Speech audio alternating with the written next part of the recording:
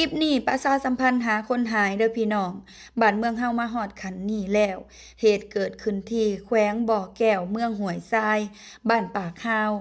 โดยลูกสาวประกาศตามหาพ่อหัน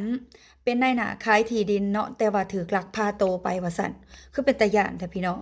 โดยมีข้อมูลเนาะลูกสาวซื้อ Facebook ว่าปิ่นแก้วบัวสวรรค์เนาะอิงตามเพจองค์กรลาห่วมใจเพิ่นเอามาลงเนาะว่าประกาศตามหาคนหาย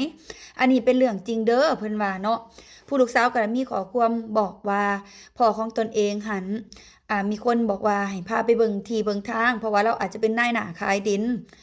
พอพวกคนสิว่าสิซื้อดินนำมาฮอดก็คุมโตเราขึ้นรถ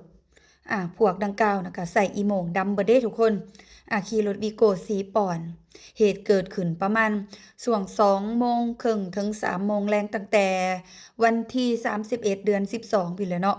ปี2025มาฮอดปัจจุบันนี้ยังบ่ทันมีวี่แววเพิ่นว่าถ้าหากว่าผู้ใดพบเห็นหรือว่ามีเบาะแสเพิ่นสิสัมมนาบุญคุณให้และเพิ่นอยากให้ติดต่อหาเบอร์โทร020 5440 4343เนาะรูปภาพ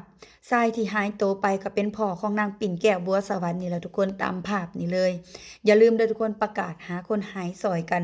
บ้านเมืองเฮาเดินทางมาฮอดขันนี้แล้วเนาะทุกคนลักพาตัวไปกับบ่มี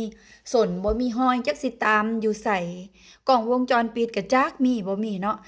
เอาใจซอยขอให้ได้พบไวๆเนาะบ้านเมืองเฮาคนลาวเฮาต้องเป็นหูเป็นตาซอยกันเด้อพี่น้องฝากแชร์ต่อๆกันไปในเด้อประกาศหาคนหายแขวงบ่อแก้วเมืองห้วยทรายบ้านปากฮาว